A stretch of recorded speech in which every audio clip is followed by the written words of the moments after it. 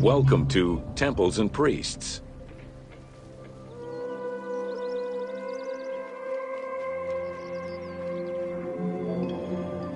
From its foundation, the city of Memphis favored worship of the god Ptah.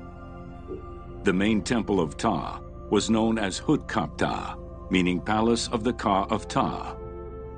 The name of the temple, translated into Greek as Aegyptos, would eventually evolve into the modern name Egypt.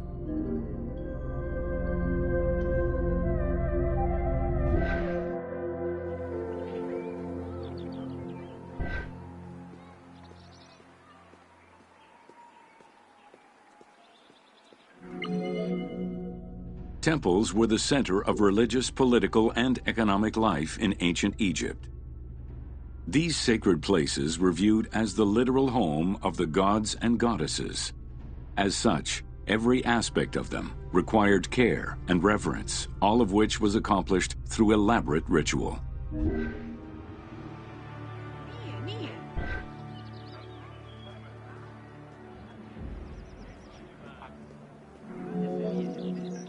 Located in the center of Memphis, the Temple of Ptah was the most prominent and imposing building in the city.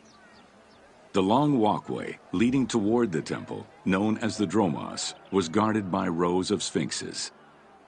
The entire sacred area was designed to keep the statue of the god protected, deep within the sacred enclosures that surrounded it.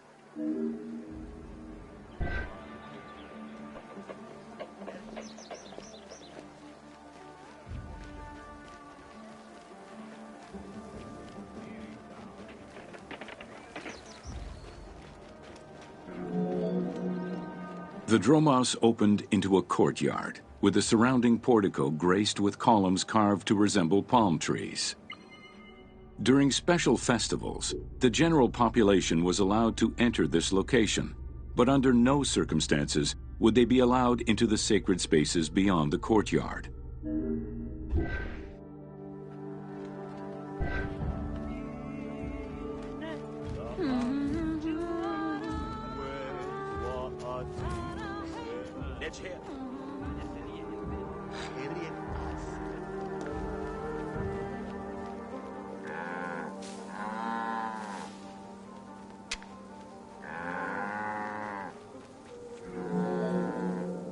The Memphis Alabaster Sphinx was discovered in 1912, almost completely buried in water and sand.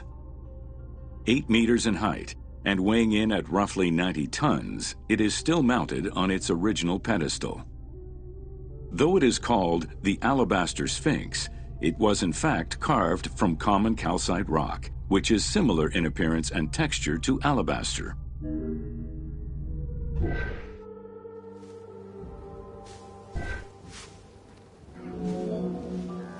Erosion has destroyed the original engravings, making it difficult to determine when it was created. Egyptologists believe that its facial likeness resembles Amenhotep II, and so it could have been sculpted somewhere between 1700 and 1400 BCE. It is believed that this monument once stood outside of the Temple of Ptah, and was integrated into subsequent extensions to the complex.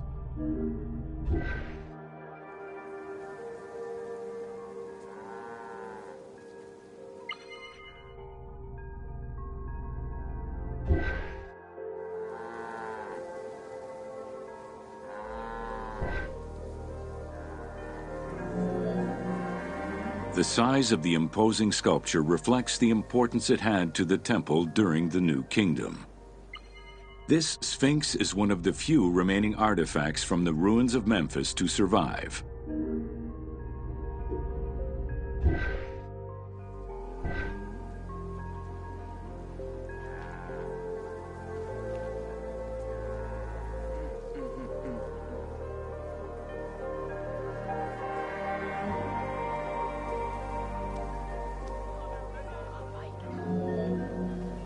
In Egyptian culture, some animals were associated with gods, while others were considered to be living gods.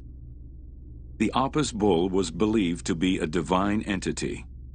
The earliest mention of the Apis bull in ancient Egypt goes back as far as the first Egyptian dynasty.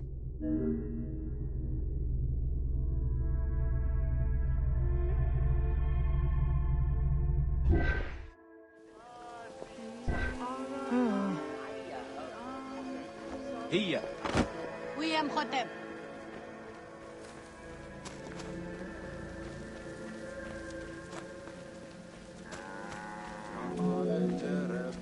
Originally the symbol of fertility, the Apis bull was linked to the god Ra, with the image of the sun carried between its horns.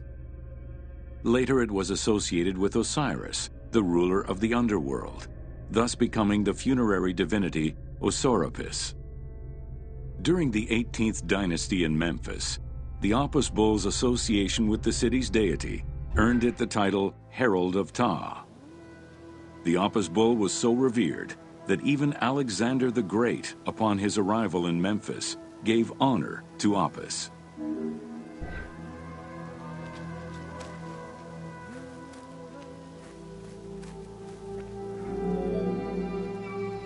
The Apis bull lived with its harem in a sacred barn located in an enclosure in the Temple of Ptah. Each bull bore 29 signs representative of its divinity. Among them, the bull had an eagle-shaped mark on its back, a double tail hair, and a scarab-shaped mark under the tongue. The signs were intended to correspond with the lunar cycle. After its death, Egyptians would search for its reincarnated form among the livestock.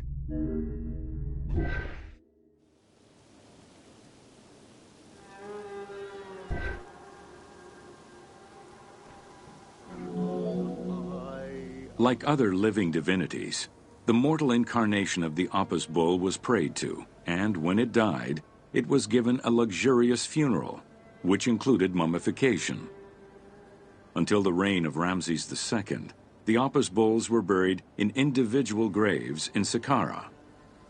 During the 26th dynasty, the bodies of the bulls were buried in enormous stone vats in the underground museum of Memphis.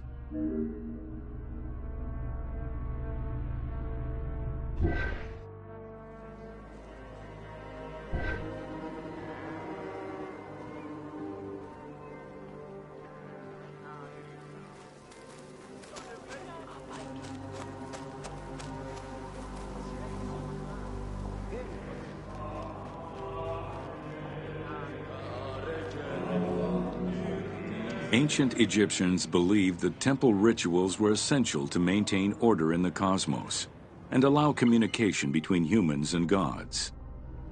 The pharaoh was required to bring offerings as part of a twofold promise made to the gods, to remain a just ruler and to prevent chaos from entering Egypt.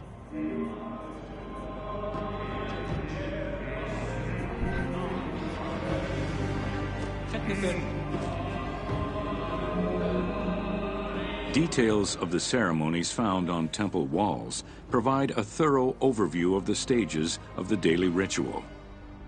Performed 3 times a day to mirror human mealtimes, each step of the highly symbolic ceremony was accompanied by specific recitations, many of which referred to mythical events.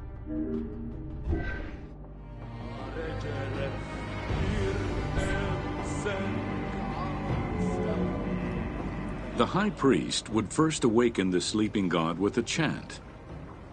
Then the seals of the shrine's doors were broken and the bolts drawn back. The act of swinging open the doors was a symbolic gesture where sight was granted to the deity. The priest would then bow and kiss the ground.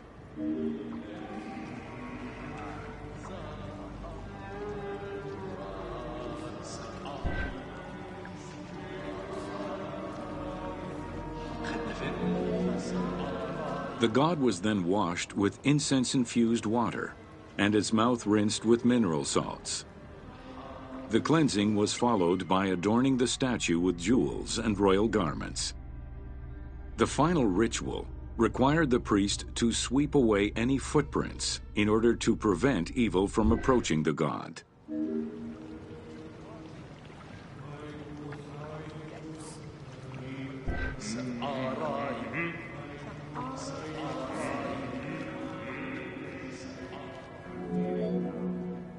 Heredity was the primary source of new recruits. Rarely was an outsider allowed this position.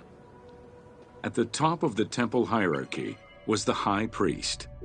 Each temple dedicated to a god had at least one high priest devoted to its care and service. During the Ptolemaic dynasty, one family held the position of high priest in Memphis for almost 300 years.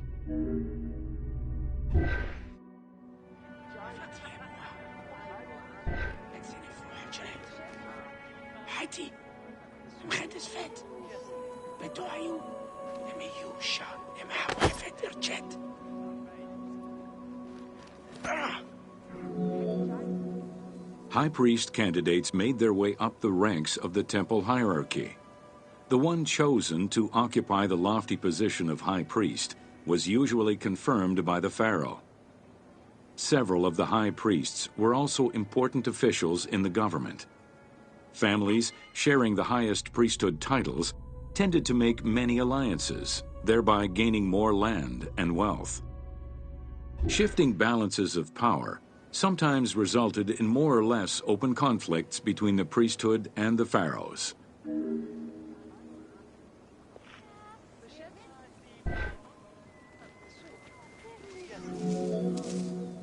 In the 21st dynasty, Thebes became the capital of an almost entirely theocratic government. The city was headed by king priests who spoke and governed in the name of the god Amun, in open opposition to the ruling pharaohs. These king priests caused a massive decentralization of power, known as the Third Intermediate Period.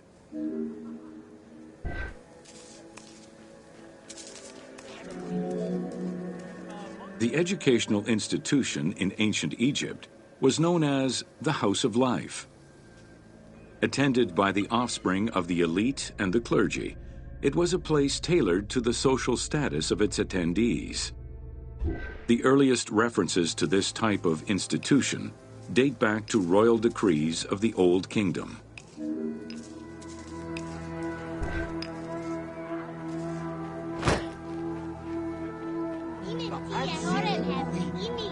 Only two known centers have been uncovered, one in the abandoned city of Akhetaten and one at the temple of Ramses II on the west bank of Thebes.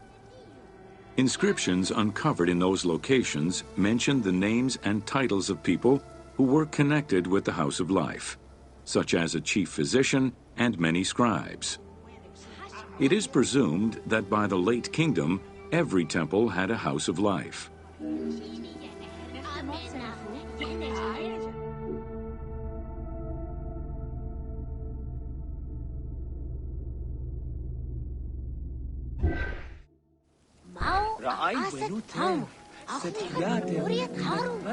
The House of Life offered training for the elite, destined for occupations such as astronomers, doctors, veterinarians, diplomats, architects, translators, or theologians. Some institutions focused on specific disciplines, making them a central hub for the country.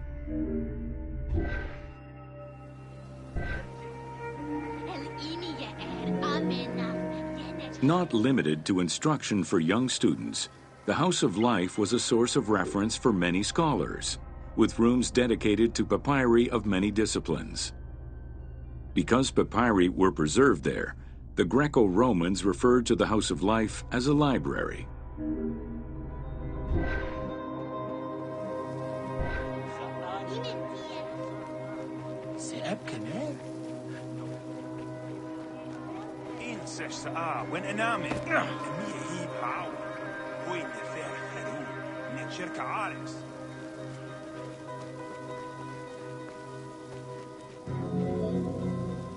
Ancient Egyptian economy was based on an unequal system of redistribution of goods. The state of Egypt collected the crops, and the temples distributed them throughout the provinces. Since the only people capable of counting and ensuring a fair redistribution were the educated scribes, this meant that the temples played a pivotal role in this process.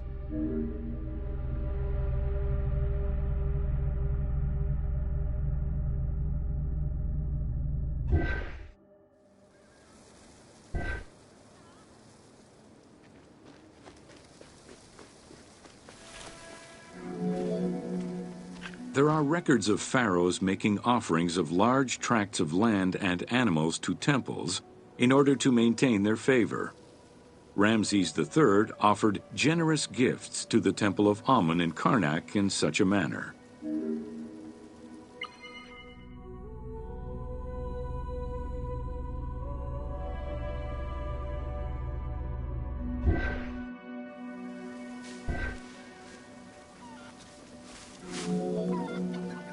Palaces, warehouses, and granaries were built inside the temple compound to better control the redistribution of goods.